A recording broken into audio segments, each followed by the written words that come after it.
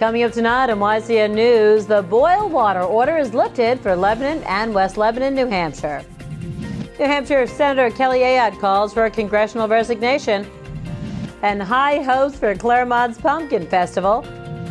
For more news, weather, and sports, it's time for YCN News, your local view. Now, your daily digest of the Dartmouth Lake Sunapee region, southern Vermont, and Windsor County. News, sports, weather, and all that is happening in our area. The news on YCN, your local view. Good evening. It's Monday, May 18th. I'm Laura James. Welcome to YCN News. One of the only two Republican members of the New Hampshire congressional delegation is calling on the other to resign over campaign financing issues. U.S. Senator Kelly Ayotte continues to urge U.S. Representative Frank Ginta to think about stepping down after the Federal Election Commission found Ginta allegedly accepting campaign donations from his parents. Ginta is telling the news media he will not resign. Saturday afternoon brought much welcome news to residents and businesses of Lebanon and West Lebanon, New Hampshire. That's because the boil water order for both communities was lifted. The order went into place last Thursday afternoon after coliform bacteria was found during routine testing of city water samples by a lab.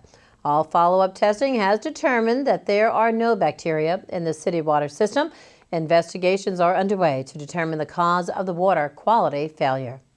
On another water note in Lebanon, the city will shut down in several areas its water service tonight between 5 p.m. and 6 a.m. as upgrades are made as part of an ongoing water infrastructure project. The areas affected are from North Main Street near the Falls, and please note the Falls will not be affected. Water shutoff will happen south to the site of DeFelice Furniture, all of Bridge Street and Railroad Avenue, including all surrounding upper neighborhoods. Notices were handed out Friday to all affected area residents and business owners. In Claremont tomorrow, New Hampshire Governor Maggie Hassan will tour the renovated Stevens High School as part of a dedication ceremony. The near $13 million renovation project began last year, and the finishing touches are nearly complete. YCN News will bring you this story in our Tuesday evening broadcast. Now, continuing with Claremont news, the expectations for next October's New England Pumpkin Festival are great. Michael Shrest tells YCN's John O'Connor today about those great expectations. It's the New England's Pumpkin Festival. All right, so that's good. Yes, and we have a registered name with the state. We formed a 501c3. We are in the throes of doing our fundraising right now. We got a vote of confidence, essentially, from the City Council last week, and we are in the permit process right now with the City of Claremont. Nicole Sorensen is the festival organizer. YCN News will update you on this story. Coming up on YCN News, Springfield, Vermont's Community Center gets an update. Claremont welcomes a new business as Runnings opens their doors. It's time to get those hike safe cards before you hit the trails. News, sports, and a check of weather all coming up when YCN News continues. The YCN News continues in a moment. Welcome back to YCN News. I'm Laura James. In Southern Vermont news, the Springfield Community Center needs a makeover and will get one this June. Springfield Town Manager Tom Yennerell tells the Eagle Times that repairs to the center's infrastructure will make the foundation strong enough to stand for at least another 100 years. All Seasons Construction of Springfield, Vermont will do the work. Town officials awarded the company the contract after All Seasons bid lower than two other companies. That bid was for $93,712. Well, people who'd like to hike, please take note.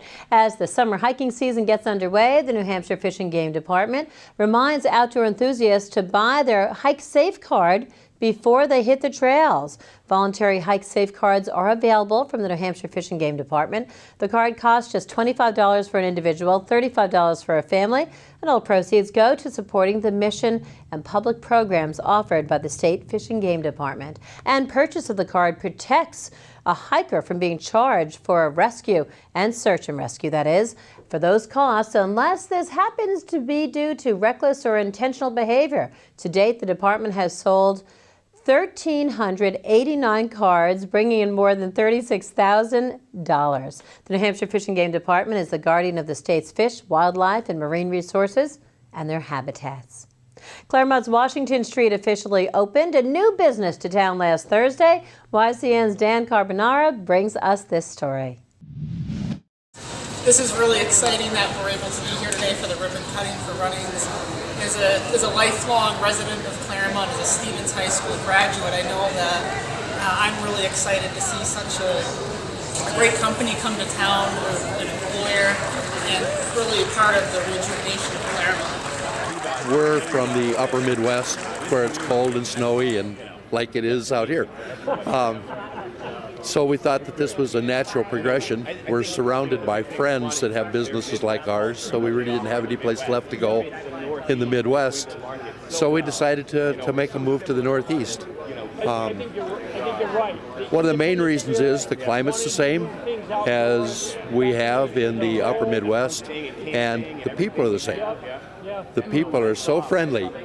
The response that we've had from Claremont and the surrounding area has absolutely been phenomenal. It's one of the best grand openings that we've ever experienced in our company, and our stores typically will draw from a larger area than most stores do because we're somewhat unique. We sell farm supplies, lawn and garden, hardware, electrical, plumbing, large clothing departments, huge footwear departments, sporting goods, guns, chickens, ducks, feed, pet supplies, everything. I met with Runnings early on and fell in love with their stores and what they had to offer, and I thought it would be a great opportunity to be part of opening up that first store in New Hampshire. So I was very eager to kind of jump on board and take the lead of opening up this building, and I knew Claremont was a great market, and I knew this would just be a huge success, so I wanted to be part of that. Our farm category has taken off, with people from either, all the gate panels that we have to offer to the feed, but our sporting goods category, we knew that was going to be strong in this market with our hunting and fishing. New Hampshire's a very outdoorsy culture, so we like to be outside and enjoy nature and everything that New Hampshire has to offer, and that category's done amazing for us. Our apparel's done very well with our footwear and all of our hiking boots and stuff like that. So, and then of course lawn and garden, we all, enjoy that, so that category's done very well too. We're always, looking for new merchandise, and that's I guess the beauty of Runnings is we're not cookie cutter in what we offer. Not every store offers the same things. So we're always looking to work with local vendors or, looking at what the community needs and what their demand is from us. And we're always trying to bring in new merchandise, for that. Christmas is planned out. We'll have, we'll be a destination for Christmas by all means, and Black Friday and all of that stuff. But we're always looking for opportunities to grow our assortment and better serve our community, our local community. Thanks, Dan. We'll definitely have to stop in. Coming up on YCN News, Mike Sanderson is a branch manager with Muskoma Bank. Kearsarge Chronicles' Lynn Solomon chats about local banking when YCN News returns. The YCN News continues in a moment. Welcome back to YCN News. I'm Mike Pizzone. It was a little cool out there today based on what we saw this weekend, and it looks like that trend will continue as the week progresses. Temperatures will drop to about 54 degrees tonight with a 60% chance of showers late in the evening and into the early morning hours tomorrow. Those showers will continue into the day tomorrow, mainly before 1 p.m., with a high of 74 degrees during the day before bottoming out at about 51 tomorrow evening. Clouds will begin to clear Wednesday with mostly sunny skies and a high of 63 degrees and wind gusts of up to 15 miles per hour. Skies will become mostly clear Wednesday evening with a low of 41. Now let's take a look at our community calendar to see what's happening in the area. A seniors game night will be held tomorrow from 6 to 9 p.m. at the Claremont Senior Center off Maple Avenue in Claremont, New Hampshire.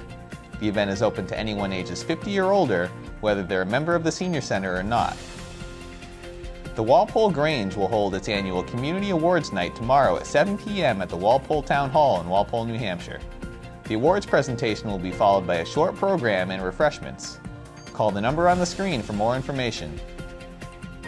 A free community lunch will be held Wednesday from 11:30 a.m. to 12:30 p.m. at the First Congregational United Church of Christ on Main Street in Springfield, Vermont. Vegetarian and gluten-free options will be available.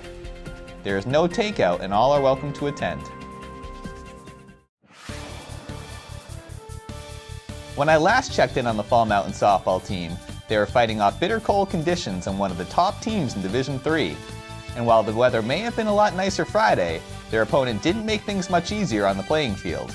The Wildcats headed into Friday's contest with high hopes of snapping their two-game skid against a Winnisquam team also fresh off back-to-back losses, but it wasn't meant to be as the visiting team utilized a 5-run second inning to clinch a comfortable win. Peyton Alberg went 1 for 3 on the day and tallied her team's first run with a solo homer, while Colleen Harridan drove in her team's second and final run later in the game on an RBI single. Sarah Marsden pitched well in relief for the Wildcats, surrendering just 1 unearned run on no hits and 3 walks through 2 innings of work. Marsden, who struck out 1, also fielded her position well, taking advantage of this force out at home on a grounder back to the circle with the bases loaded, before adding another putout here, this time at first. Leah Shaw also pitched well for Fall Mountain despite suffering the loss from the circle, allowing 6 runs on 4 hits and 6 walks. I spoke with Fall Mountain coach Katie Hanito after the game, who credited Marsden for getting the job done in her 2 innings of relief by limiting what proved to be a strong Winnisquam offense. Sarah came in and, we've been talking about when it's not our starting day and we're coming into relief, we gotta make sure we do our job right from the beginning where we're throwing pitches and getting people out, and that's exactly what Sarah did. She went in and she's throwing some heat and she was working inside, outside corners. She threw a couple change-ups, which was really great. Fall Mountain is now 6-6 on the season and will be back in action today when they welcome 3-9 Hillsborough Deering to town. The Springfield baseball team had no trouble scoring runs during Saturday's showdown with West Rutland, benefiting from solid hitting throughout its lineup. Kyle White, Ed Shambu, Matt Vesey, and Tanner Shumsky all drove in a pair of runs for the Cosmos, while Mike Coleman earned the win from the mound in 3 innings of relief. Coleman didn't allow a run on 2 hits and 4 walks, and he struck out 3. Springfield is now 7-3 and will host Leland and Gray today. Brooke Hurd drove in 3 runs on 3 hits Saturday to help lift the Hartford softball team to a decisive win over Windsor. Caitlin Woodard added 2 hits for the Hurricanes and earned the win from the circle with 7 strikeouts.